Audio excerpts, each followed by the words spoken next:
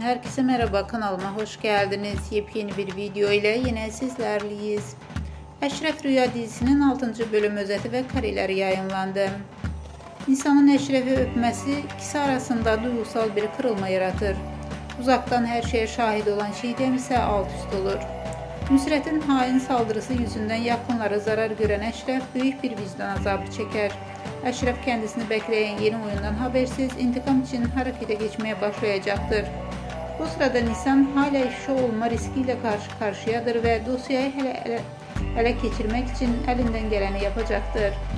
Çiğdem Eşref'le yüz yüze geldiğinde duygularına yenik düşer ve beklenmedik bir hamle yapar. İntikam oyunlarının ortasında kalan Nisan ve Eşref her şeye rağmen kalplerinin sesini dinlemeyi seçecekler midir?